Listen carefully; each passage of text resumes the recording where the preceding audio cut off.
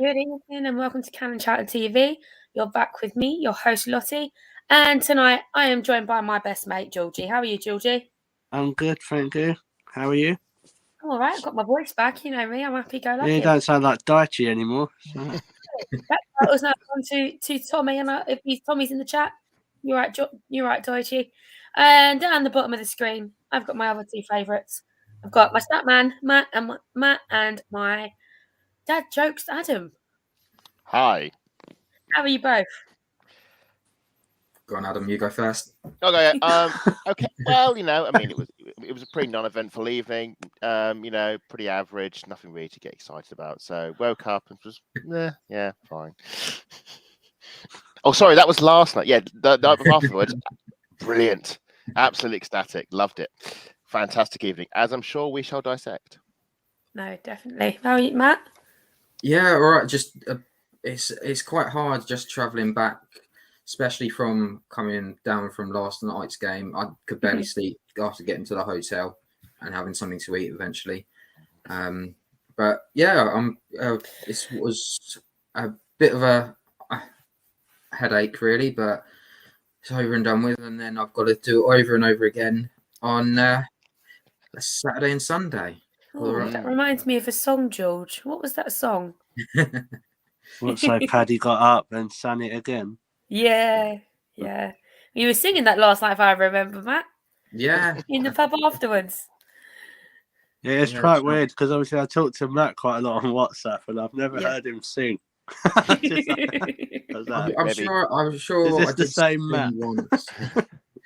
I'm sure I did sing once on the WhatsApp. Well, I might have missed it, to be fair. Or something. Yeah, there's so many messages in that group. It's unreal. It's like you put it on mute for like 8 hours, and all of a sudden you have like 100 and odd messages. It's unreal. No, definitely. Even I don't keep up with that group. That's on a quiet day. Talking in there. Yeah, no, that is a quiet day. Right. I think the Twitter group's chaos. Oh, well, our Twitter group's not that bad. It's a bit chaos when everybody's talking. But the latest news around the club at the minute, there was on the 4th of May, there was a fan forum. And, sorry, guys. And Josh Kroenke has said it's really exciting to see the women's team coming along so well. Arsenal continue to be the forefront of that. It's great to see our team pushing for the league title. They're going to be invested in new buildings for the women's team, and they're going to have more matches at the Emirates. What are your thoughts on that, Adam? Good. Yes, I think it's really good news. I was actually saw the updates come through on some of the people who've been there, and the slight disappointment was a lot of the statements seem to be sort of mere sort of side notes and sort of footnotes to bigger issues that are being dealt with. But what they did say was very positive.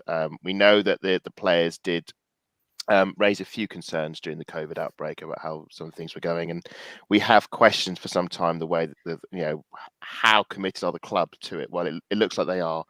And certainly behind the scenes, getting facilities dedicated for the women is a good news. We saw what happened with Brighton with their facility with Hope Powell and her private shower. So something similar for the owners would be quite nice. And then obviously the Emirates Stadium as well.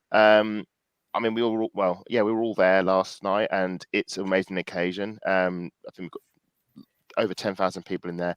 It's showing that people do want to go to the Emirates to watch these games. We still need to get more people in, and the only way we can do that is to make it a more frequent occurrence and make it not the exception but the rule.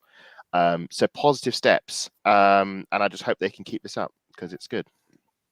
Definitely. Matt, what do you think about getting new buildings and for the women for the women's team? Yeah. First of all, it's always a good sign when an owner shows an interest in the women's team in the first place.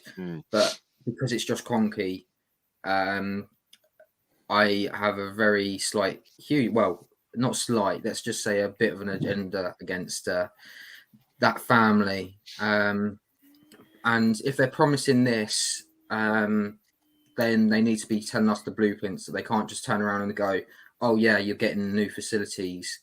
I'm hoping that means that they've got something in the way along the right lines of that perhaps they might build a for-purpose built stadium quite similar to Walton Hall Park. That'll be somewhere around North London. Oh, you mean like the Academy Stadium that the Man City have, so their own ground? Yeah, but I wouldn't say, maybe that something similar around that, but with Walton Hall Park, because it's own thing, they can build it up. Whereas at the moment, the Academy Stadium can't be built up because they don't have that space. They only just have that allotment. The only way for, if say for example, if City were to keep continuing selling out and they were looking to move to the Etihad, then that would be quite a simple move because it's across the road. And you probably see a lot more fans there. But this is the concern. We need to know what these are. We can't just be told, oh, these are facilities. They could be simple as Adam said, showers, and a new boot room or something like that. We need to know, because it's, although we don't need to know every detail, we just need to know that there's a plan for the future. Assurances. Yeah, insurance. We don't want any promises broken like they said in the past, especially with the E word being thrown around. Just altogether, I was looking through the match program. Hi, Tom. Tom, you... So I was looking at the second paragraphs. The club was founded in 1987 by Vic Akers, who during a 22-year stint as manager led the Gunners to a stunning 33 major trophies and revolutionised the women's game in this country. Arsenal won the first trophy, the Premier League Cup, in 1992, and followed that up with the treble the following year. Akers' total haul includes 3 domestic trebles, 12 Premier League titles, 10 FA Cups and 10 League Cups. Now, the Not fact bad that for a kit man. literally on the first page of the match program, that is the bodiment, and Vic Akers is very attached to the club already, and he's retired now. Surely he needs to have a say in this. And on top of that, there is no women's board member. So I think we touched on this in the past, and I've said, well, there's only one person that you could really say should be on that board, and that's Maria of the fan-led board. Yeah, 100%. There is the woman who does run the Arsenal women itself, because we see her name. I think is it Claire Wheatley? I don't know, like, but she's the person I believe. Yeah, that should be the representative on the board. But yeah, no, quite right. There does need to be representation for the women's team on the board. Absolutely. No, definitely. Also, what was mentioned was that Josh is really happy with how Jonas is settled in. It's been great to have the women's games at the Emirates. There's more to come, and they're looking to strengthen the squad as well as the support staff. George, where do you think we can strengthen the squad? I mean, that bench is just lethal as it is. Yeah, it all depends, if anyone leaves in the summer, doesn't it? I suppose it all depends what happens with Viv. I know there's talk of her staying, but if she doesn't, you need to kind of, replace her, but I don't think she can be that easily replaced. But so I don't know, Beattie hasn't really impressed me as much, so I don't know if we could bring someone into it, as a cover, or maybe push her and replace her. But the Kroenke's saying they're going to spend money. Yeah, even on the support staff. Yes. Just put an extra 50p in the meter. I'm not used to any of this. Right, I'm going to come to Matt next. Matt, how would you strengthen the squad if you were in charge of Josh Kroenke's money? Well, technically his uncle or his dad. And he reduced the ticket prices. Yeah, that's true. But I would probably, backroom wise, I would be looking at the medical facility as a whole and the staff. We know we've got Gary Lewin, who's very well known as he does things with England as well as Arsenal. So we've had a huge lot of issues there's still some questions over. I don't know how to phrase this correctly, but let's just say, just the yeah, I don't know if I can say it properly, but the way we might go about it is too similar to the men's than the women. So, say if there was an ACL issue, it'll be a lot different than it will be compared to the men's, and I think that's been a huge problem, especially with so many of our players being injured over the past couple of seasons. Transfer wise, we have a feeling that Noel Marritz's contract is coming up, so I have a feeling, well, there's a 50-50 chance whether or not she's going to leave or not. So that means that the right back space will be open, whether Anna Patton comes back to play right back, or as well, and we also have Laura playing there at the moment, so that's always an option. The other things that I would probably look at would be the youth teams. I mean, I think I've mentioned as well that the under-16s just won the league. And then in the ground as well, they were up in the rafters of us watching in the corner. Yeah. And if I remember rightly, they had a little bit of a presentation up there as well. Yep, they did. They were all gathered in the corner, and they got a round of applause off us. So yeah, fair play to them. They all made their debuts. They had the shirts from them as well. So it's fantastic things to see, and they need to keep going with it, because it's not just the future. We need to look to the present as well. Oh, 100%. Absolutely 100%. Another great news. The best left back in the world has signed another contract, which makes me happy. No, she's our number 7, you wind up.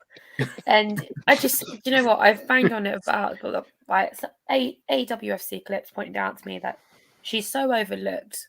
I mean, she's been so consistent. The last few games where I've actually seen her when I've been at the games, and I'm just so glad she's decided to stay home.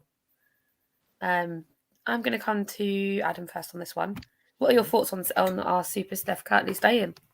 Oh, absolutely superb news. Yes, it's great to see another player committing their future to us after Leah and Lotta. So that's 3 of the ball backline sorted for next season at least. Really good news. She signed last season, and we hardly saw her because she was blighted by injuries. Much was said of her being this world-class left back, one of the finest in the world. So we all rather excited, and I think we can maybe all agree she came in on the back foot because McCabe had a wonder season the season prior at left back, and certainly up until Christmas, I hadn't really seen anything apart from that freaking curve, which was quite cool. From a defensive perspective, I hadn't really seen anything that sort of, well, okay, yeah, I can get where she's coming from. Since coming back from the Asian Cup, she's been amazing. You can just go, yep, left back sorted. Don't have to worry about it. A bit like Maritz on the right flank. You can go, yep, I've got no worries. It's in hand. So yes, really glad that it's taken over a year for various reasons, not necessarily her fault, but it has taken a year over a while for her to settle. But we're now seeing the Steph Cattler we all hope for, which is really, really promising. I do think her form has been helped with having Ford in attendance on that left. I think the two of them work, which you'd expect, obviously being both Australian, team chemistry and all that. But no, really good on the left flank with Ford. I think I prefer her with Ford over her and McCabe on the left. So yes, it's always good news to see a contract extension of the women's team, because such things are quite short, and all of a sudden we're saying goodbye to them. So it's really good to see someone committing their future. And so yeah, hopefully the first of many. We want to have more of these and less of the departures. So good news. I think good news all round. I think.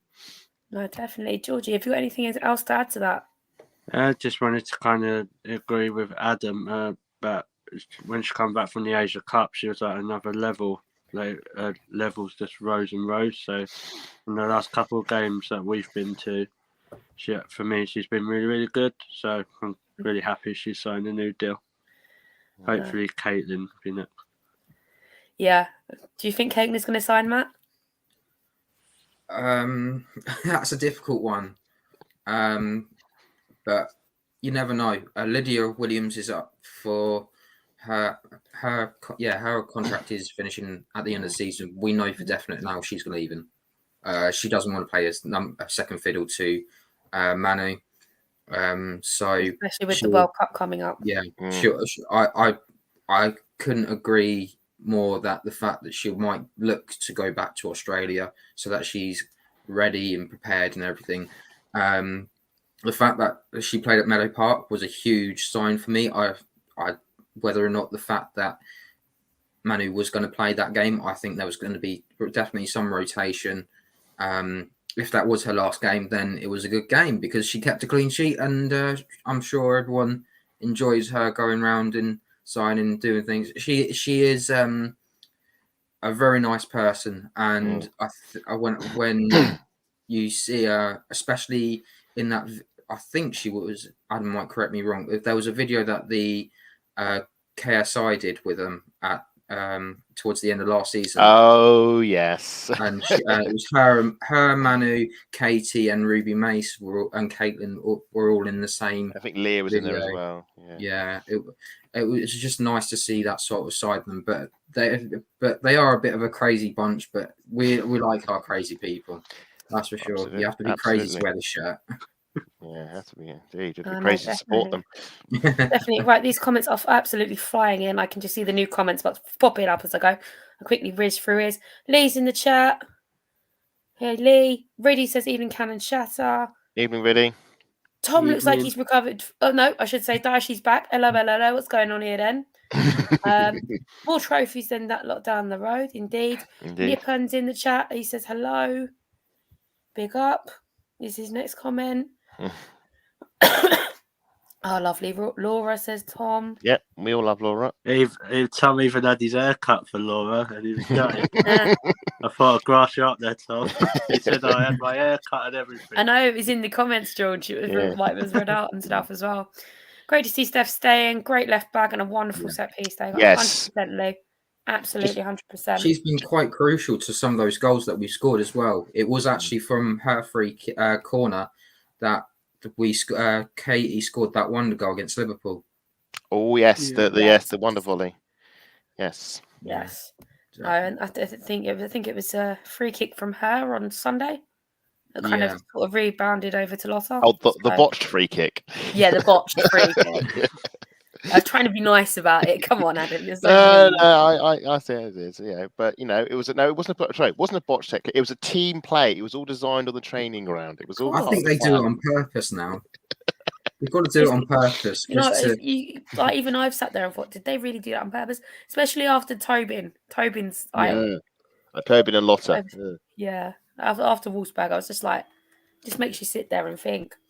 Right, so let's get to the subject. We're all dying and itching, especially Adam, who's down that way over there. What? He's desperate to talk about because he's itching. Rather a bit of a special game for me and George, as well as Matt when he comes back on the screen. It was our first North London derby. George, how was your overall experience of it all? Yeah, it was good, to be fair. Obviously we set up in club level and all that stuff. Just put that in there. Just slightly drop it in there. It was interesting because obviously I get an audio headset, and I was saying to Lottie and a couple of other people he was with, like, for me the audio headset was better on the women's game than the men's. Like, because it was like, for me it was more descriptive. Like, it wasn't like sometimes during the men's games they're like talking about what they're going to be doing after the game. Like, no, I don't really care if you're having a curry at 8:00 with your wife. But so with the women's game, it was quite descriptive. And what I liked as well was when they was describing the players, even the Spurs players, they was like giving a bit of background to it as well. So I suppose that for people that were new, that have never been or don't have that much knowledge, because I don't claim to have that much knowledge about WSL. I'm learning as each day goes on. So that was quite different. And I've never ever had that at any men's game. So for me, it was quite a positive thing with the headset. So, and obviously at at Meadow Park, I can't get a headset because they don't offer it. So, going back to another point, like what Josh Kroenke said, the more games were there on the selfish, will be better for me. You know what, Georgie? Commentary that bad.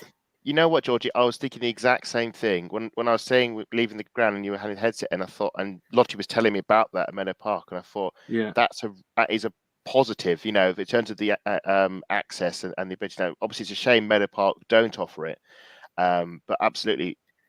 I actually included that. I was talking to Matt about it yesterday, but I actually emailed Arsenal's disability liaison team today to say that I'm obviously going to go. I'm starting to go to more WSL games.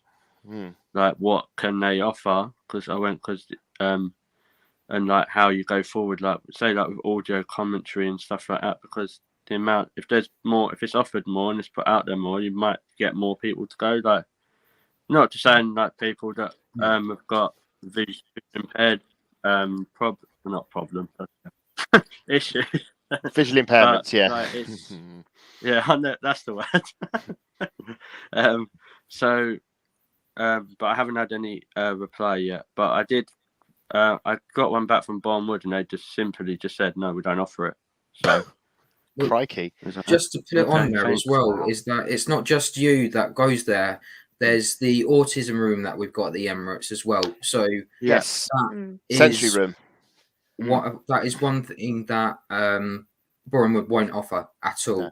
And I can imagine also at Bournemouth that if you're in a wheelchair, it's not really that accessible at all. Yeah, no, I can imagine because not really accessible for blind people either. Like, they have TV wires all over the floor and everything. They're all covered up, but it's a case of warning George just won't cover it up. Be careful. Yeah. This is the problem. Is like if I was I've got learning difficulties, but if I had cerebral palsy, for example, and if I'm walking on cobbled street, I wouldn't feel safe. Especially if it's going up and down those stairs that I've seen at Meadow Park, or going in one of the standing areas. So these are things that we need to look towards as well, building on. And I think we need to set. I'm gonna probably write a message out to the supporters group, and I'll probably see if I can do what George has done and send a message off to the disability liaison now as well. Thing is, though, with Meadow Park, we can't really change anything there because it's not our ground. If as you were saying, Matt, if that's the big investment was our own mini stadium, then we could put all sorts of things in, step-free access and help like that, like we have at the Emirates. I don't get with Meadow Park is like what Matt said though. With some of the games that are on at Meadow Park, it's on the TV. So, like say like it's on the BBC or Sky Sports. So there's obviously someone there doing commentary. So I don't, unless I'm being really stupid, I don't understand why they can't. I'm not saying Meadow Park in general, like they could have representatives from Arsenal that go along, because I think they do, don't they? Or whoever. Usually, yeah. So the men's team, when you watch the highlights on YouTube, you'll have the Arsenal commentary team. But then usually on the women's game, when they do the highlights, it's from the TV itself. It's not the Arsenal's own custom commentary. I don't. But then again, listening on the stadium when they were playing some of the replays, it sounded like the Arsenal commentary team. So now I'm not so sure. But it's definitely something worth thinking about. I mean, you can't just plug your phone in and plug your own headphones in because you'll be 2 minutes behind because of the lag. That was the thing that I was saying at the lottery. I could put BBC iPlayer on, but the goals, it's probably half time by the time the goals come through. No, exactly. But it's positive. Do you know what I mean? Obviously, from the headset at the Emirates, and I just found it really, really descriptive and educating, really, because I'm not going to lie, some of the details they said about the Tottenham players, I wouldn't have had a clue. I don't really watch Tottenham, so surprisingly. Well, why would you? No, it's watching yourself. And so, but even other games, because I was talking to a friend of mine who's been to a WSL game for Chelsea, and he was saying that they when they've had their bigger stadiums, they do that as well. So I don't know if it's an initiative that they're put in, or if it's just what they do. So it's quite a good idea, like just to give people a bit of a basic background. It's good stuff. No, definitely. Matt, you was in the lower tier. What was that like for your first North London derby? I loved it. Loved the atmosphere. I don't know the exact attendance, but Adam, you were saying it was going to be roughly around 10,000, didn't you? I don't think they gave out the attendance last night, which I thought was a bit of a mad one. I was hearing it was around 12 in the end, but like I said, I haven't seen anything specific. I've just seen tweets from reporters on the game. I've not seen a statistic as of yet. Yeah. See, that's the problem. I would have loved to have known how many people were going there last night. One issue is, I think, but it will be quite easily amended the more games we have at the Emirates and the more people going. Sometimes it was a bit too quiet with the chants. At other times, as soon as we got that goal, the stadium roared back into life, died down towards the half time. And then as soon as we got that second and third goal, we were up and down, and there was a few other incidents I was talking about, but that really got the stadium going, and it was good to see. I didn't see many Tottenham fans there last night, so that was. We did. We did on the way out, didn't we? We did, and we let them know. Didn't we, George? George, what did we sing? Just started seeing like this. It's kind of a bit dangerous for me because I can't see, so I just sing anyway. So I could be walking through like about a herd of them all, but I'd still sing it. But no, we would have protected you, George. I actually saw and heard more Tottenham fans than I did at the men's North London derby earlier in the season. Wow. Okay. So that is actually that's a point. That is a point. But I will say that about Arsenal in general, though, like what Matt said, on specific games, like at certain parts they'll be really loud, and then certain areas of the stadium they're really quiet. Like me and Lottie have been to games where people are doing crosswords. Just literally in front of us. Yeah, I think that's. It was a block that we had like a singing section. I think it was block 18. They were just chanting trying to chant all the way through, but it was good to see. Go on, George. No, 100%. I mean, we get certain blocks even at the men's games. 24, 25, 26. You got 4 and 5 up the other end. You won't get 28. No, me and George were the only two to do it for the full 90 minutes at Man United. I wonder why I lost my voice. Do you think the crowd was lower because it was during the week? Do you think it would have been higher if it was a weekend? 100%. Yes. If it was that beautiful Saturday, where the sun was out, it would have been absolutely rammed. It would have been. I tell you what, though, watching it back on iPlayer, there is something magical about seeing a game under the lights at the Emirates. 100%. There is something about watching a game in the dark with it all lit up. It did look pretty awesome. It would have been great if there was more in there. No, definitely. When we were where we were sitting on the other next blocks along from you, Adam, we obviously saw 3 people sitting on the other side, just in block 2 on their own. Saw pictures this morning. It was only Jordan Nobbs. Yeah, Nobbs and Patton and Denson, I think it was. Denson, yeah. Yeah. That's why they were sitting on their own. Yeah.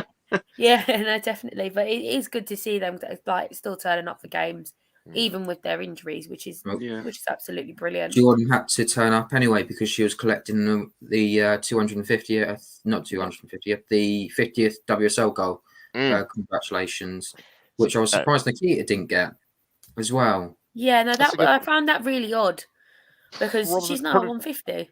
Yeah, probably because it happened so recently, and they probably hadn't planned it. They might do it at West Ham. You never know. They might have only had one at the Emirates, so they've got to wait till next week. Like Josh has got to pay to get another one made up.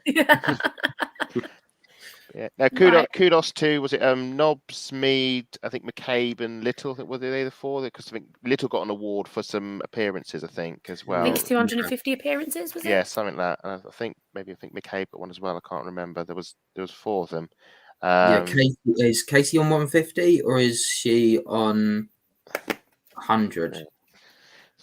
I can't remember the head. Yeah, but I just remember there was 4 of them. I feel really terrible for not being remembered. But no, it was great to see. It was great to see some awards handed out at the beginning. Fair play to them.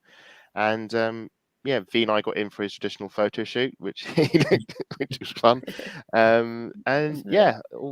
set us up rather nicely, I think, for the game. No, definitely. All right, so 4 minutes in, I'm still with George inside trying to sort his I knew headset you was out. going to blame you. I am going to blame. I'm not going to blame you, George. I'm I just said making it a point. before I the missed show. the I goal. said I'm not going to ever forget this. Oh, so Adam and Matt were obviously in their seats already. Mead left-footed shot from the centre of the box into the bottom right corner, assisted by Leah Williamson, and Tottenham's number 5 too slow to get to the ground, straight back in the net. What a goal! I've watched that on the replay about 5 or 6 times, and I'm like, I missed it. Yep. What are your thoughts on it, Matt? It was so nice to get that early goal. I can't count the amount of times where we've gone in like 0-0 at half time and we're thinking, why haven't we scored? We should have scored by now. But the other end to it is we've had chances and we haven't taken them a couple of times in this game. Actually, we didn't take them when they should have. It was just one of those things. But the fact that we got the early goal meant we could relax a little bit. But I think the relaxing was not the best way to go, especially after what happened in the next couple of minutes. Spoilers. But Beth Mead seems to be finding the shooting boots, which is a good sign, especially with the Euros coming up soon. So that's always a good part. And the fact that I think Leah just loves the occasion anyway. Yes. I think she said that herself, hasn't she, on the interviews? And the way she was just driving past them like they were nothing all game was beautiful to watch. And I don't think that I've seen a player with so much determination for a long time to go forward and go and attack the opposition like she did that yesterday. No, definitely, 100%. Adam, did you get to your seat in time? Yes. Yes. It was a cracking start. I mean, you talk about first derby. This was my second one, and I remember how the first one started. And it started with us dominating Spurs, hitting the woodwork. Mead missed a good chance, and what you need in a derby, you need that foot in the door. You need the early nerve settler to get. Here we go, and boy, did we get it! Cracking goal, great pass from Williamson from the halfway line. But then after that, it was all about Mead. If you're going to be really brutally honest, it was pretty much our first attack. Spurs had not started badly. They pressed us. They got into our box, and you're thinking, oh, they might have something here, but they just parted. It was just like the Red Sea. She just ran straight through, and they just backed off and backed off and backed off and backed off and backed off. And it's like suddenly she's on the D with space everywhere, and you're thinking, and then suddenly it's in the net, and you think, what a goal! Great run, great solo run, but no, the defending from Spurs. I mean, I've bigged up Spurs defending prior to this, in previous shows, in some of the other games they had. I mean, certainly when we went to the Hive, they were very good defensively against us. So it was very unexpected to see just how open and how poor they were defensively. But we took full advantage, got the goal, and you think, okay, right, 2-3 minutes in, we've got the lead, fantastic. Let's kick on. Let's rack up that score line. Didn't quite happen like that, but it was still a very good moment for those of us, like I said, who'd managed to beat the rush. I mean, you weren't the only ones. There were still people filing in, as there always is. For some reason, people. I know your case is obviously different. You're waiting for something, but plenty of people. I mean, I'm always a get to your seat 15 minutes before kickoff, but people were still coming in with food and drink. It's just you missed it. Coming in at half time as well, which was a bit odd. Yeah, no, it was a case for me upstairs. It was a case of I've got to keep an eye on the TV screen to let me there's no announcement say the game's back on club level. Got to keep an eye on the TV screen. So no, definitely. George, what was your thoughts of the first half overall? Well, the goal was good, the first one. Just it was absolutely blinding from where I was standing. So I was a bit shocked, like Adam said, like how with the first goal, because I know what it was like now because I've listened back to the audio commentary. So I was quite surprised how easy it was, like how with their defence, because this season I don't like to give them not much credit, but their defence has been quite tight. So obviously Beth got a goal, which it's quite good. Just getting a scoring boost, especially for the summer and that. Then I don't know. Obviously, from a visual point of view, it might have been different, but on the headset, it seemed a bit. We got the goal, and then it seemed a bit like grit, like nitty bitty, like it was a bit flat. Yeah, it was. I don't want to say boring because I don't know if that's right. But football is never boring unless you're a no, Burnley but fan. like Which it's it just is. there's just nothing there, and obviously, but I don't know if that's because we got the early goal, and then as the half was going on, like I know we'll come to it later, but some of the tackles, Jesus. Yes. That was in the men's game. There'd been about 10 red cards, I reckon. Well, you'd hope, wouldn't you? You'd hope. No, you're not wrong. You're not wrong, George. You're not wrong. Yeah, but I thought Leah done well. Obviously, like you say, she seems to love the occasion. Oh, she does. She has a personal reason for that as well. Obviously. I'm going to stick. Do you know what, Adam? You've made me think of something else. Do you think the ref held back on our yellow cards a bit too easily during that first half? Yes, unfortunately, I think she set a precedent for what would happen in the second half, which I'm sure we'll get to, because there was a lot of, certainly straight after the goal, there was a lot of physical challenges, shall we say, and whilst the ref was thankfully blowing up and giving free kicks for them, the lack of card action, it sort of set the tone of you set your stall. Like you said, right, I won't book you for that, but I will treat that as a foul. So Spurs know where to tone the line and know that they can it sounds really nasty, they can afford to ramp it up a bit more, knowing that they're not going to get sent off. And obviously foul accumulation comes into mind, but we know what the WSL is like. There's less more tolerance, shall we say, when it comes to fouls and free kicks. I mean, you get yellow cards for the most ridiculous things in the Premier League. It's very difficult to get a sending off. Unless you're Katie. Unless you're Katie, or unless you're like a keeper who's come out and taken out the attacker as the last player. It's like I said, very difficult to get a red card, and likewise yellow cards. They did eventually come out, but obviously by then you've sort of said it was Christmas by then. Indeed it was. Many Christmas cards were dealt out then. So yes, but anyway, it's a derby. I mean, if there's no need or there's no sort of, I'm not saying malice, but sort of heat and sort of anger in there, then what's the point really? I mean, that's why we want to watch football. We want to be, we want to be excited by that. And of course, the crowd play their part with every foul that came in. We let the ref know what we thought of it and how we think the game should have been refed. I thought McCabe was going to beat one of them up. Well, yeah, that's in the second half. Oh, yeah, we'll come to that in a second, George. Absolutely. But no, it was unfortunately the serial fouling was sort of really the only thing that did excite the crowd between the goal and half time. It was a bit of a false dawn, the goal. It never really kicked on. It was all there to cheer, but the team for some reason never get anything back. I expect Spurs rejigged themselves. We had the one scare with that scramble straight after the goal, which was terrifying, and then after that the game just sort of petered out, and it was a bit like the library effect we used at the Emirates, where it's just sort of a calm, respectful silence, just to enjoy the game and see it played out, and just, that was nice. It's nothing really to get the pulse racing. So I know you were only like a row away, but what were you watching? I'm really sorry. What were you watching? Did you not hear us? No, no, I couldn't. Rude. Couldn't. That's all right. I was too busy talking to the person next to me. He's busy doing his crossword and talking. Yeah. Actually, he was on his phone a lot. That's how I was pointing. He had his phone up in the air. Doing a lot of pictures and videos and stuff, and capturing these sweet moments of, At least you weren't doing what happened to me at a men's game when we was watching. It was on a Boxing Day, and it was when they had Aubameyang, and Aubameyang had just scored. And the bloke next to me was like, I missed the goal. And then he put it on Sky Sports and watched the rest of the game on Sky Sports when the game was in front of him. No. That's terrible. That's terrible. And the only reason he missed the goal was because he was actually watching the whole game on his phone, but his internet dropped at the second the Aubameyang was shot.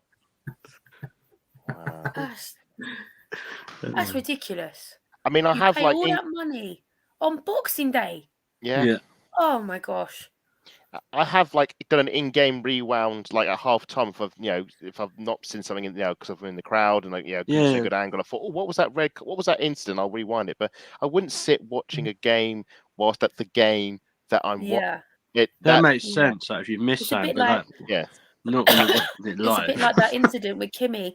Apparently, she slaps the Tottenham player around her face. I watched it back, and I'm like, I didn't slap her. What are you talking about? I'm not aware of this. And like the way she just walked away from the argument, and like they were literally baiting her. But that's what I expect from our captain. Absolutely, stand up for the badge. No, definitely. Matt, what are your thoughts on that? Of Kim slapping the Spurs fan? Didn't touch her. It was one of those really weird ones where I think this was towards the second half, wasn't it? So this was actually in the second half, wasn't it? So the game was almost done and dusted anyway. And I think they've just decided to do a men's tactic and just, you sort of brushed me here, so I'll go down and she didn't die, but she might as well have just done a dramatic. Actually, that was falling with style. Falling with style, that's what it is. It does remind me when Paolo Di Canio did the Legends game and Nigel Winterburn had a bit of a scrap. They reenacted the original one, didn't they? It was brilliant. I was at that game. I think I was in block 2 for that. So they reenacted it, and it was all a bit of banter, but it was still good. But I'm going to rewind from that incident again. Caitlin Ford scored again, and she's been brilliant since she's come back from the Asia Cup. Left footed shot from the right side of the 6-yard box, straight into the centre of the goal. Yep, following a corner. I mean, nice. Keeper couldn't get there. Oh, keeper out Matt, the action. what was it like on the ground for that goal? I have never ever sung Caitlin Ford's song. I don't like it. But the fact that I went and sung it twice, that's how much that I enjoyed that goal.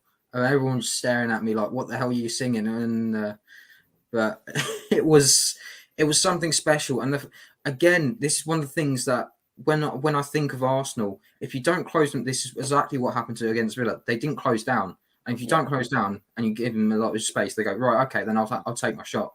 And it was such a good goal, just right into that corner. Goalkeeper's outstretched, beaten, and the whole stadium erupted as well. And everyone's favourite tune when Tottenham come out and are losing. Tottenham get battered everywhere they go. Tottenham get battered everywhere they go.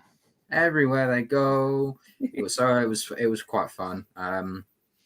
It was a real party atmosphere towards that. It died down a little bit, but then the next incident happened and I had uproar again. But I'll talk about that in a little bit. But great goal from Caitlin. No, definitely. And within 2 minutes of that, this happened.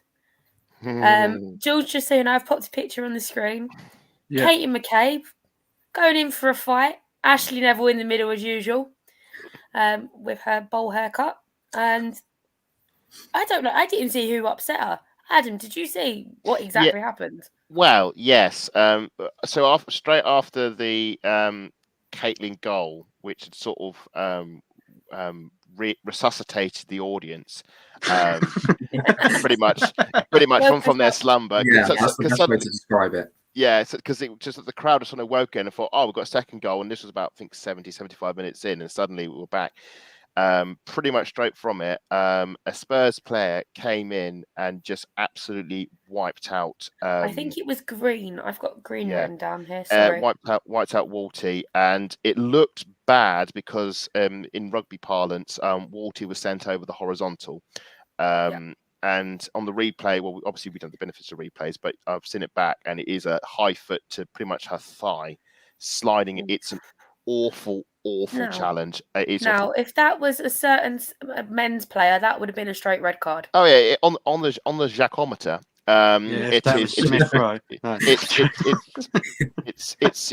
it's turned up to 11. I've seen reds for less, but not today. As I said previously, it's very difficult to get sent off in the WSL, and I wasn't surprised that the ref took the easy option and just acknowledge a terrible foul and book.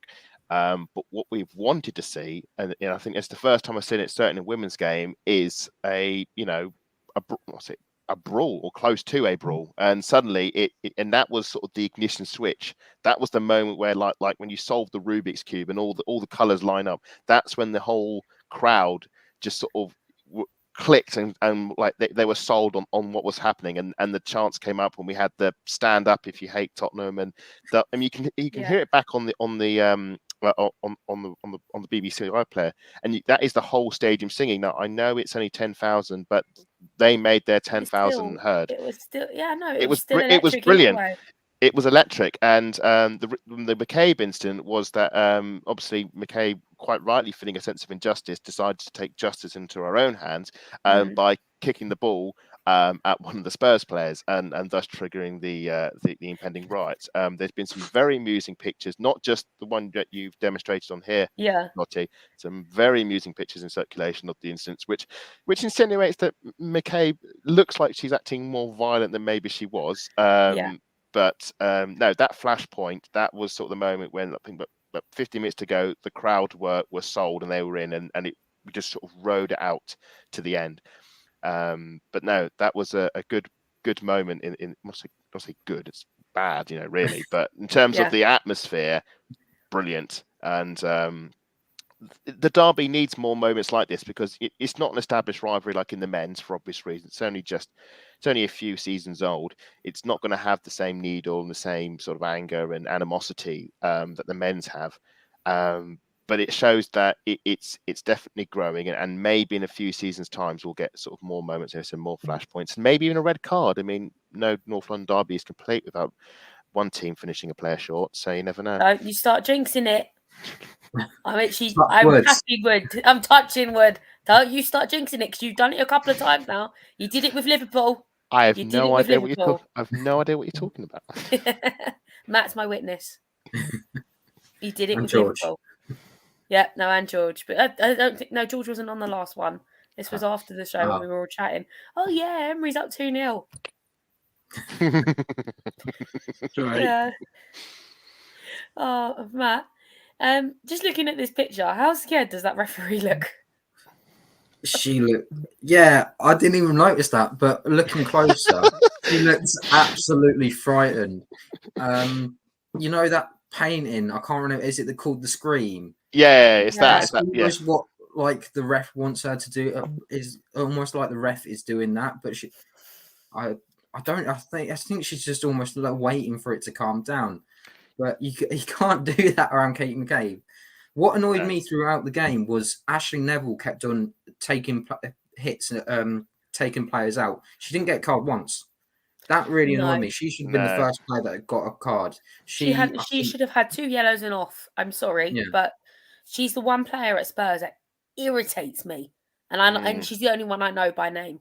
And that's what makes it worse. Do you only know her by name? Do you know her by name because she has the same surname as 2 other players who played for Manchester United? Neville.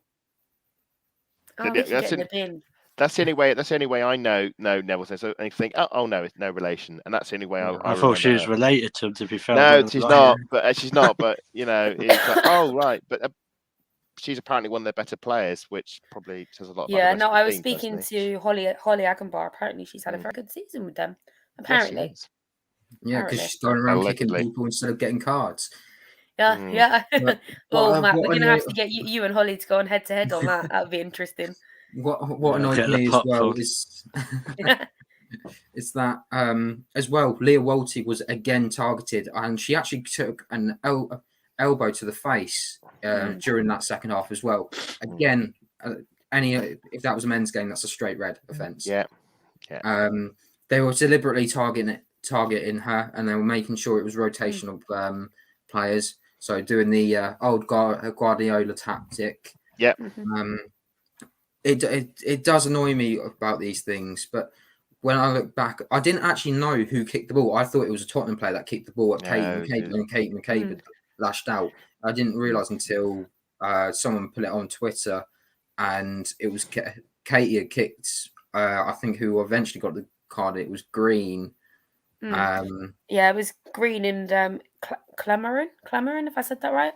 I think there was about 4 of them that got yellow cards in the end. It was barely a kick. Yellow. Yeah, I know. It was barely a kick. It was a daisy cuddle on the ground, but it was just treated as like this huge thing, you know. Right. It was like, okay. It's just dramatised, wasn't it? Really. Absolutely, bunch of drama George, queens. do you think Katie should have got that card or no? No.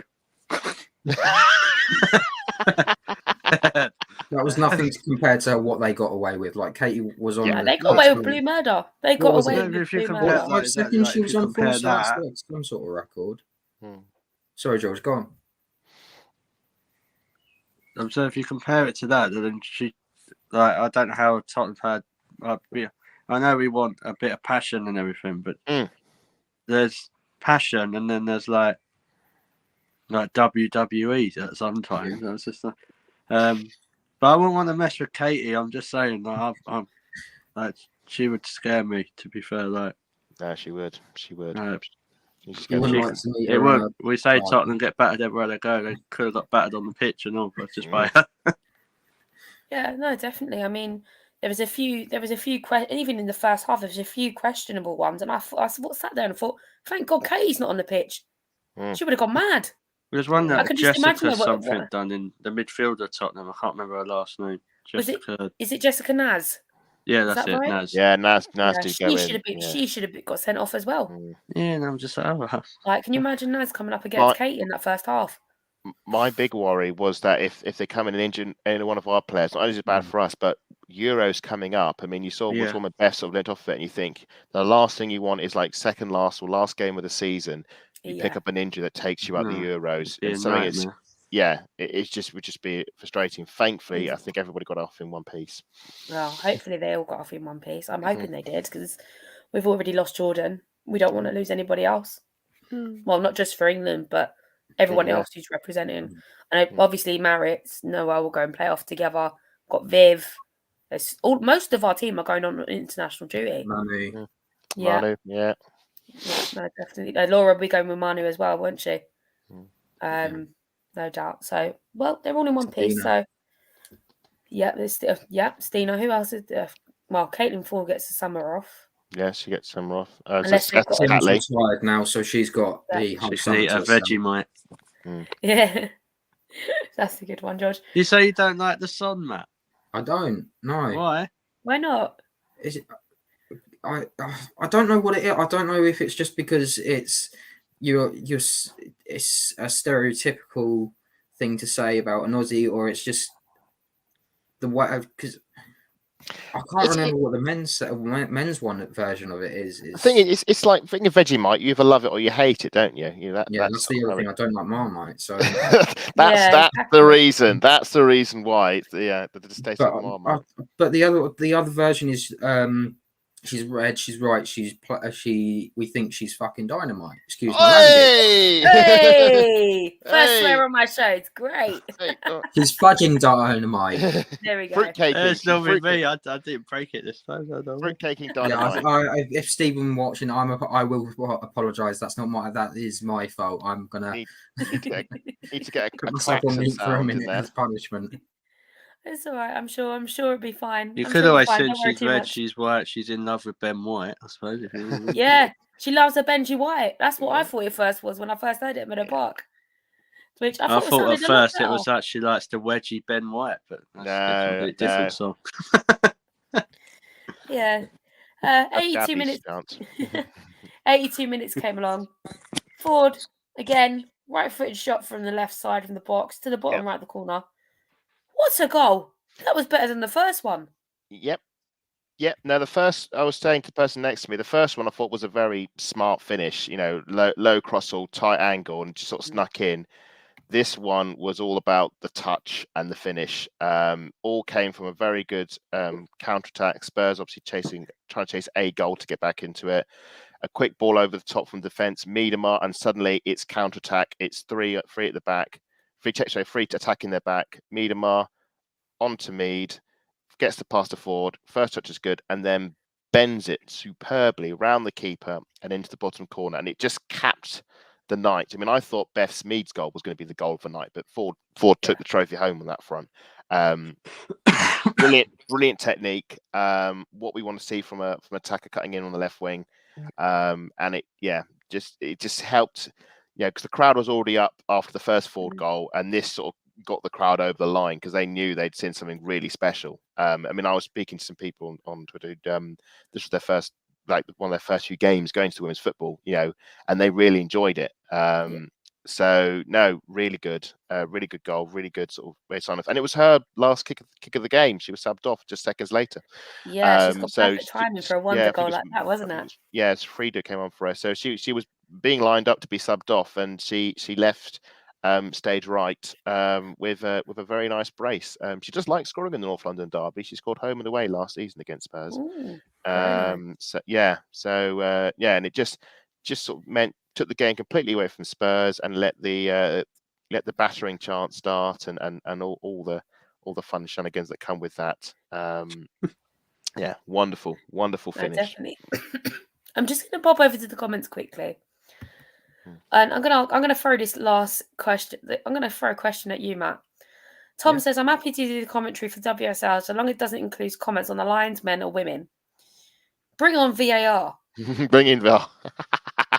Matt, what are your thoughts on VAR and the WSL? Because it's a solid no from me. I enjoy football without VAR. I like this that. is the problem. Stadiums at the moment, and I bought what I remember that some of them are like 10,000 capacity max.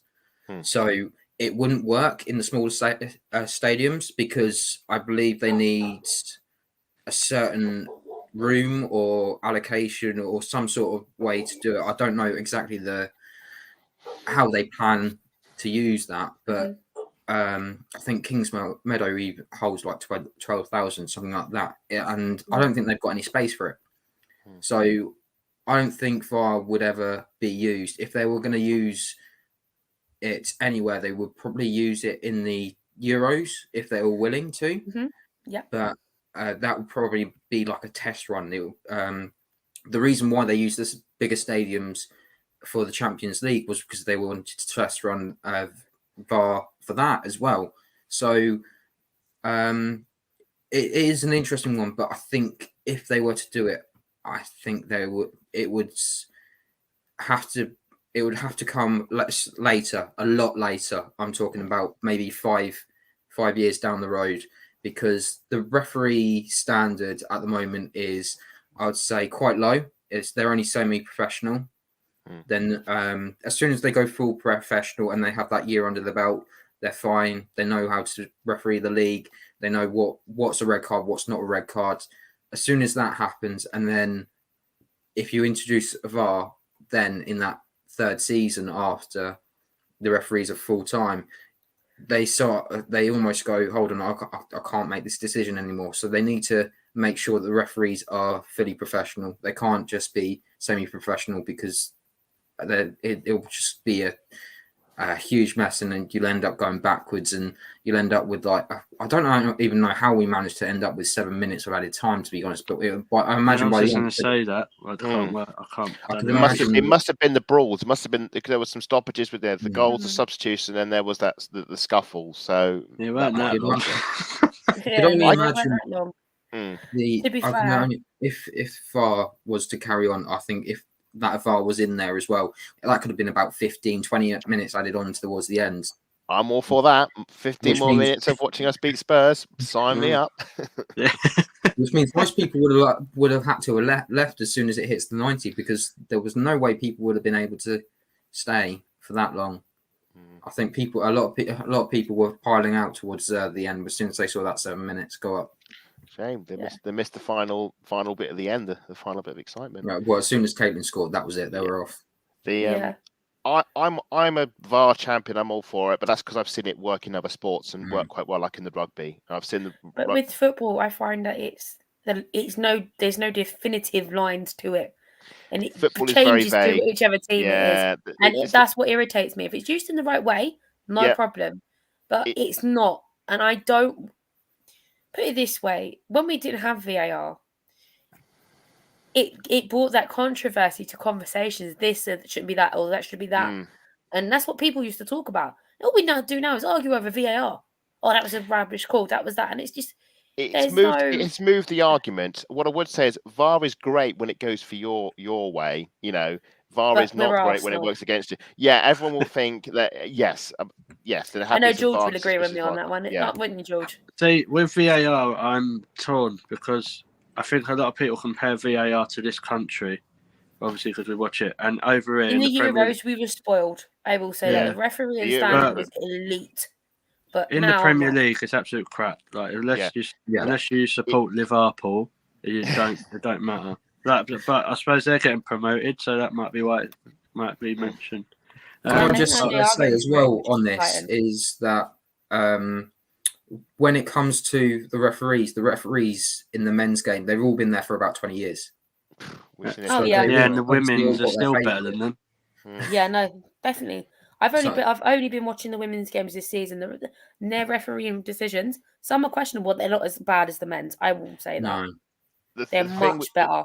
The thing with obviously VAR is it's only as good as the people who are using the tools, and the problem is you effectively got blind. Actually, no, not that staying. It's idiots leading idiots. Sorry, I'll use my words carefully. I apologise, George. It's fools. It's fools leading fools because they don't because you haven't George, got you an can tell him expert. off if you want. Yeah, you're more than welcome to, George. I apologise. So I didn't see it coming, really. To be fair, Hey, nice, like it. Stop. The people I can see what you're doing there. That's right. Hey. The people in Stockley Park. Well done, George. That I deserve that.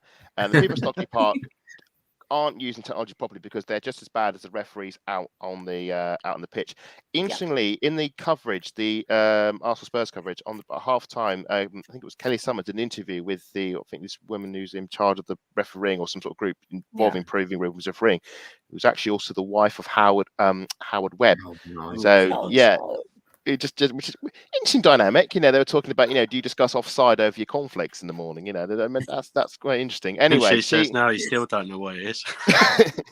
anyway, men don't understand the offside rule. But it was interesting that they were sort of discussing about VAR and about its introduction. And I think referees like VAR because they say the more information they have, the better. Obviously, it's how they interpret the rules against the information, and sometimes that's another matter. But they were talking about its implementation, and the fact is, you're right. Stadiums like Meadow Park, stadiums like Kings Meadow stuff, they can't. It's not there, and it's hugely expensive. And obviously, in places like the Emirates, it's here, so you can use it. Mm-hmm. I don't think it'll be used as long as we still have women playing in stadiums like the Lee Sports Village, like Meadow Park, like Walton. That is a horrible stadium, not Walton Park. Sorry, the Lee Sports Village is just nightmare to get to. Yeah, if you don't have I think it'll only be brought in for the bigger stadiums if they're going to bring in. Exactly. So this is sort of a trade-off because, if you say in the future, women will be playing in the men's stadiums, which we want because get more people in and it's great, and you get your headsets and your club level, which is nice, but you might end up having VAR. So that's the way it's. You've got a balance in it, and the pros. There's going to be pros and cons of them going into bigger stadiums. I think it will come, but not now. It will be further down the line. You need to get the rest professionalised first. I do think if we had VAR last night, we would have got our penalties that we were owed. No, that was never a penalty. No, it was at the end. Instead, Spurs got a penalty instead. Yeah. So I'm going to go 96 minutes. 6 minutes into extra time. Lotta conceded a penalty to them. Yeah. And it took 2 whole minutes to sort that out for her to take her shot. It just took too long. The whole ground was booing and everything. And I mean, Matt, how did you feel down in the lower tier for it to take so long to set up? I don't understand what the kerfuffle was. I don't know. I think there was a little bit of argument afterwards saying, I don't think Lotta, sorry. As I say, when did Lottie give away? It was Lottie all along. What was really annoying, there was actually a parent there saying Lottie all game, and I'm going, it's Lotta. It's Lotta. Yeah. She said, no, Lottie's sitting up there. And I am a coach, but he seemed to be coaching half the players, trying to tell them where to go. I was like, hold your horses. That's Jonas's job. Don't go around. Obviously, if they're near you, I'd go and cheer for them, and I go on, Mido, come on, Viv, just get them up and out, sort of thing. Don't turn around and say, just there. If I think there was once I shouted at Kim to shoot, and she passed it, but fair enough. It's just one of those annoying things. I think you I need did to shout for remember Beth to shoot for her everybody. goal. I think everybody in that football stadium, they become a manager when they're in Yeah. their seats. I do it. I know George does it. At the I don't men's know what you're on games. about. I don't do it. They're all crap. I do shout. until they score, and then I say I told you. Yeah, It's almost like you are playing a video game and you're just doing the commentary by yourself at some points when you're trying to. I do commentate. I find commentating while I'm watching as a great stress reliever, just to say where the ball is and where the players are. I do shout shoot as much as possible, usually from ridiculous positions. That's why you're so calm on our chat along. Okay. I'll have to see how good your commentating is at a game next season. Oh, I trust me. Yeah, you'll have to come and stand with us for a game, Adam. I'll tell you what, Adam. The BBC do actually have a commentary program, and I reckon if you just sent all they ask for is usually a CV and a minute of your commentary on a play. Oh, I bore the pants off them. You can get yourself. You might be able to get yourself a job. Unless you can't only talk for a minute. You know what? It's normally longer. I'll be honest. When I used to play football as a kid, no one would pass to me. I'd actually just used to commentate while I was running around the pitch. I used to say, it's that kid from year 6 running down the wing there. Across. I would just commentate to myself. I was doing it, and I found it a lot more fun than because I never. People were taking him out, just want him to shut up. Yeah, exactly. And I didn't really. I'm exactly the same. Like I was told when I was younger that I'd make a good commentator, but obviously my voice isn't as confident and things like that, and the way that I sound compared to you will probably a bit more smoother than you on if you're I'm doing the audio. I'm affectionate. I'll make mistakes. I'll say something inappropriate on TV. To be fair, Matt, you done all right yesterday in the pub when the City game was on. You was commentating to me. Yeah.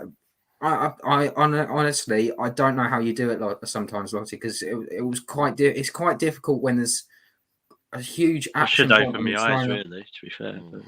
George, stop it. That's two you've killed tonight, George. 3 actually. You killed Adam Ray's twice. hat trick is a hat trick. Yeah, I get the match ball now. Yeah, you do, George. Absolutely. It's really funny when we're at the games and the referee gets a decision. I'm going, oh my god, you're that. I even saw that, and then Peter they turn around and look at him.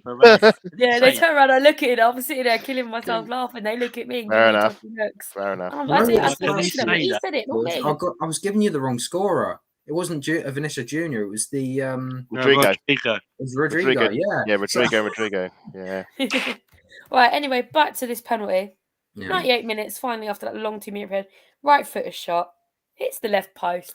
Bruno! Absolutely identical to Bruno Fernandes. She I can Bruno'd vouch it. for that because I was in the block 28, which is on the other side, in that corner with George when it happened, and I'm just like, the whole stadium just absolutely lit up. Loved it. Yeah. I saw you jump out of your seat, Adam. Yeah. Me and George jumped out of our seats, and it just went absolutely crazy. George, what did that sound like to you when they hit the post? What did that feel like? Paradise.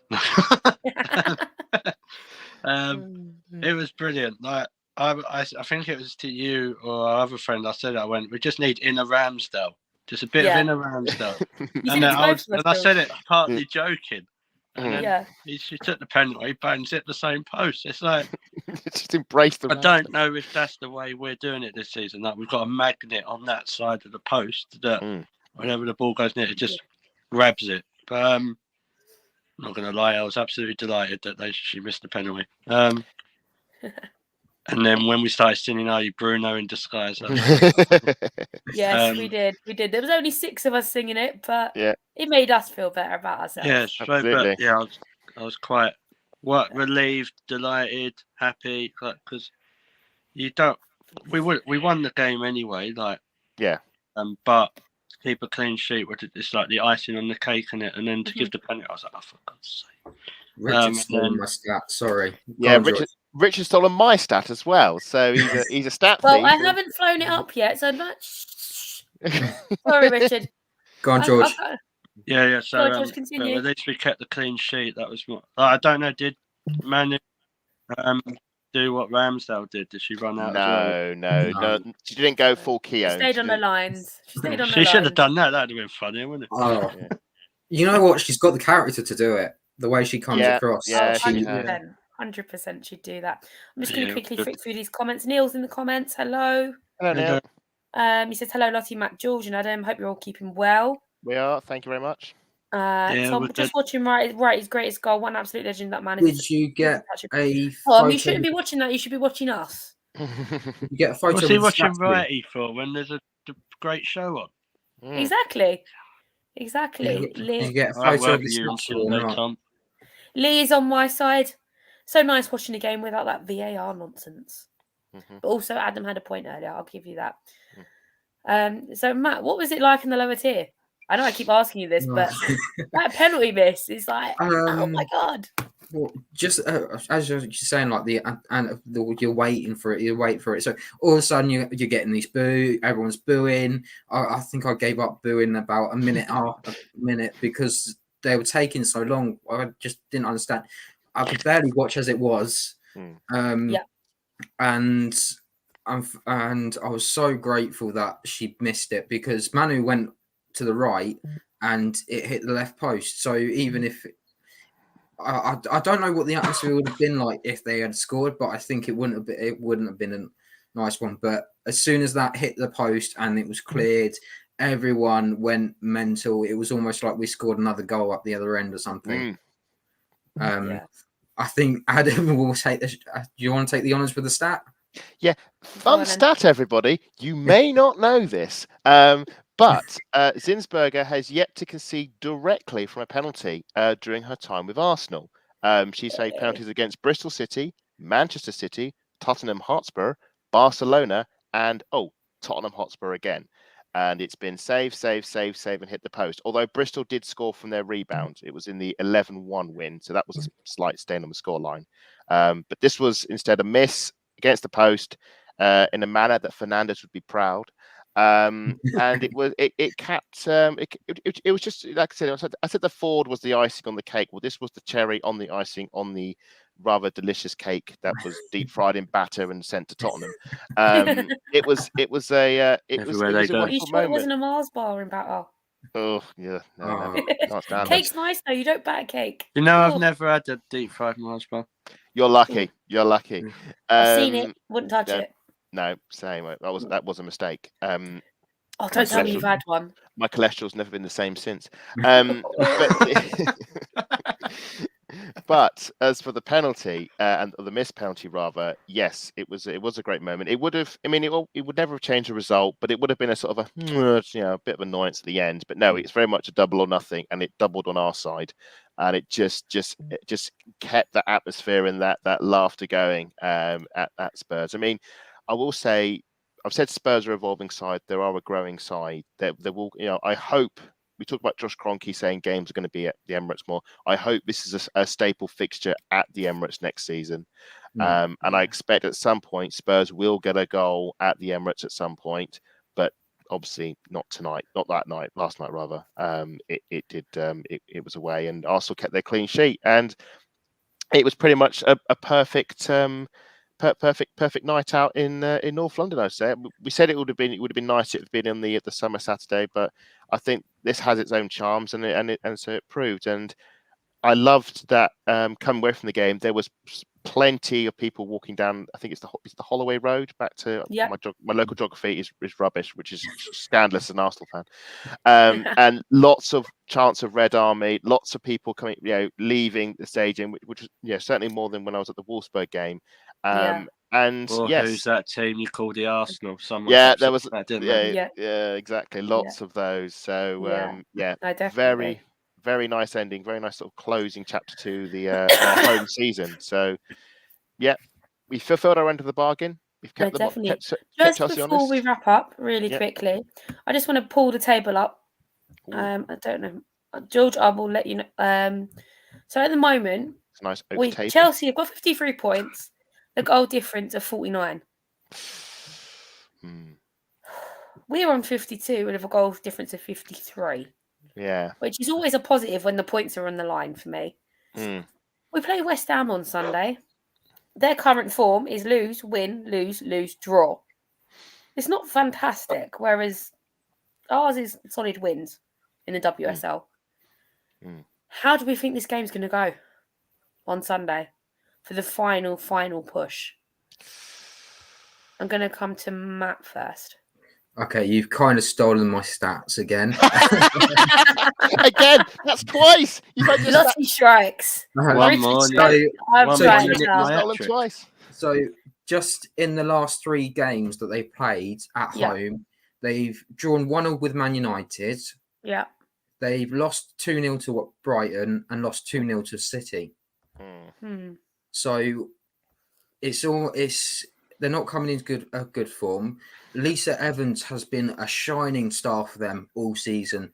It's been a bit of an honour to see her play a couple of times through the iPlayer and things like that. But the way she's shined this season, I will be very interested to see if Jonas would turn around and say, you know what, I will consider putting a contract out on there for her.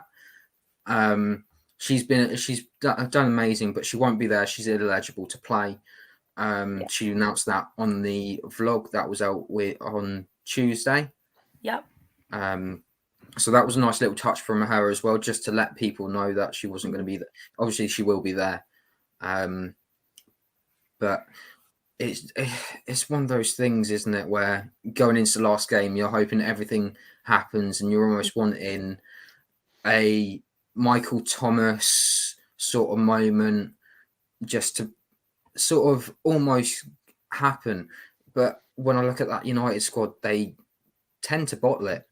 Whenever there's something on the line, they always bottle it. They bottled last season the Champions League. They've almost bottled Champions League twice now. The fact that City, I can't remember who City are playing at the end of the season, but City will claim that 3rd spot. Yeah. No doubt. And to be honest, that 3rd spot at the moment, because you've got to play in the playoffs, so you're coming back earlier, that's going to be a curse for them. Yeah. 100%, especially with the likes of Lauren Hemp and Ellen White going off to the Euros. I know there's a few more on that list, but they're the first 2. Roebuck. Yeah, Walsh, exactly. Kelly, maybe. It's not just that. It's not just that though. It's the fact that just off the Euros, they're going to be coming back. Whereas we had it as a blessing because we were coming back, although some of them had the Olympics and then some of them had the break midway or in January for the Asia Cup. And then they said, right, okay, we'll give you a week off or something like that, just to make sure that they were all there. This season has been a huge roller coaster. Who would have predicted that at the start of the season, Birmingham City would be the team that were going to be relegated?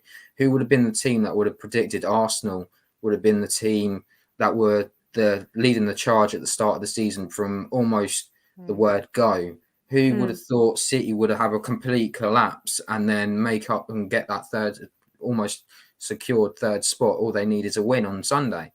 It's been a huge roller coaster. And if this was your first season watching it, that is a huge advert for the game next season.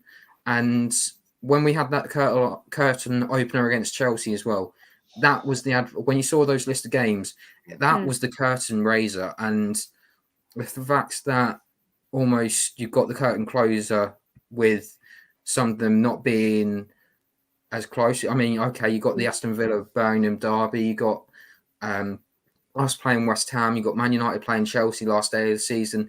They've got some really tasty ties there. No, 100%. And it'll be worth it. I mean, Everton's not even on there, but they're playing down at Brighton, and that would be something that I'll be looking to play as well, because Everton are looking to finish their season strong, especially after the 2-2 draw against Tottenham. That was actually pretty fun. That was a pretty good game, actually. Did you end up going to that one? No, it was too late, and because I'd done the show with Lee, it was back to back, and then I was looking at it and going, you know what? By the time I get back, it'll be too late. No, I get that. So I just 100%. Sat and watched it. Yeah, 100%, man. Matt, what you just mentioned, United being bottle jobs. Adam, do you think they can pull it off to Chelsea to get us the title? No. Really? No. What about you, George? Yeah, okay. You've got to believe it. Like, I can't stand Man United in general, but they've got to help us out sooner or later. Because for them, for they probably will bottle it, but I'm just trying to be positive. No, I just think- appreciate. Yeah, I don't think Chelsea have been that great recently. They've done what they've had to do. Yeah. Like, Yeah. it just stings a bit with that Birmingham result earlier in the season. Like Matt was saying, this is my first whole season of watching Disney. Yeah, like the WSL. So I've really enjoyed, and to be fair, I probably enjoyed it more than the men's game. So, but yeah, why not? We'll beat West Ham like 6-0, and then I don't know. See what happens. What gives me hope? What gives me hope with Man United is that they've in their last 5 games they are unbeaten. They've 3 wins and 2 draws. I hope you're touching wood right now, Adam. I am. Don't worry. Yeah, don't worry. Touching my I've got a wooden desk here. Now, my mindset is that Chelsea win big because, as we've seen in the previous games against the Birminghams and the Villas and the Spurs again, they just win. You know, worse we can win comfortably. We just haven't had that consistency. I don't think you can count Spurs because Spurs did the most Spursiest thing I've ever seen. Yes, but I would say sorry. from a pure scoreline perspective, it was close. It wasn't like they'd won 3-0 like we did the other night. 100%. And but didn't they only beat Birmingham 1-0? Yep, they only beat Birmingham 1-0 with a penalty. So yeah, and maybe they're started there. The wings are falling off a bit, and maybe their form is going to nosedive. And Man United, whatever we say about them, they are a step up in quality. It's just Chelsea now. They have the finish line in sight, and it would be an incredible collapse if they were to somehow draw this game.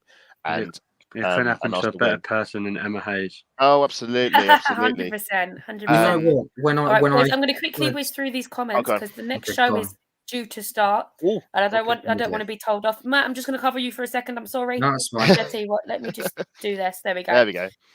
Richard, every time this season we've won the first meeting against an opponent 4-0, we've scored at least 4 in second meeting, Reading, Villa and Leicester. He's trying to outstat us.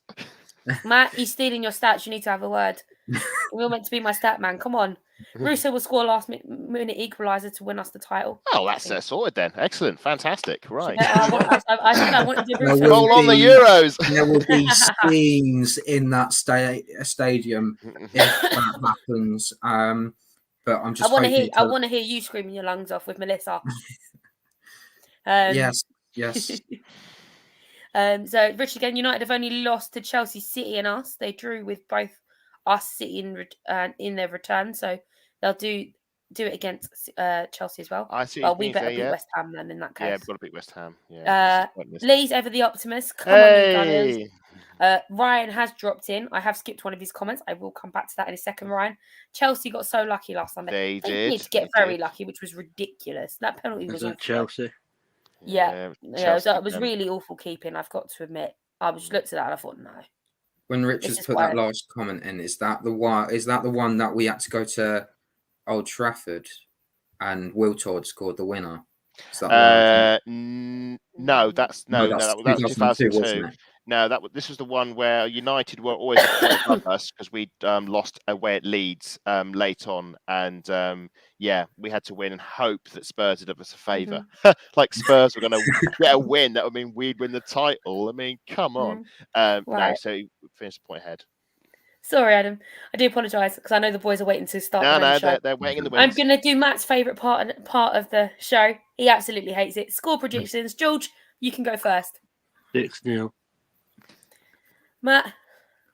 I'm going to do it again. 1-1 West Ham. 1-1 draw. West Ham can't win. 1-1. That's your safe bet as always. And Adam? I'm going to be positive here because I'm going to do 2. I'm going to say 4-0 to Arsenal. And I'm going to say Chelsea Man United 2-2. Yeah, I agree with that. Oh, that would be nice. That would give us the title. I say 6-0. This is the only time you can hear me say this. And I know my United friend is just tuned in, which is Rob from Australia. How you doing, Robbie? G'day. G'day, even mate. he's saying the Gunners are going to edge this. Russo better score me some goals, Rob. Or else I'm going to come after you on Twitter again and laugh at you. Anyone who plays for United can score. No, definitely. I'm going to go for an Arsenal win. I don't care what the scoreline is. I'd be happy with that. Right. Adam, where can everybody find you on the socials? You can find me at this Twitter handle here, Adam Salter4. You can catch me on Twitter if you enjoy Arsenal nonsense. And you can likewise find me on my Instagram as well, where I post pictures around Arsenal nonsense. You're on mute. Just mute. Sorry, Georgie, where can everyone find you? I'm talking to myself here. I was going to say, I'm not good at miming and all that stuff. So you can find me at George, you've done the four of us now. Oh, and Adam twice, you've got me and you've got Matt. George. Yeah, so you can find me at Clockend George. Okay, brilliant. Matt, where can everybody find you? Just quickly, I think if Chelsea were to win this, it would have been a miracle on grass for them. But my Instagram, Twitter is at MattLR28. Brilliant. Right, I just want to thank everybody who's in the chat and who's dropped in. The boys are on in a couple of minutes. I am actually running over time. They're probably going to tell me off when I get off this screen. But do stay on Cannon Chatter TV to watch the Leeds preview. I know that I think G and Stephen G is hosting tonight. And I will see you all after West Ham. Come on, you Gunners. And don't forget to keep chatting. Have a good night, everybody. Good night. Good night.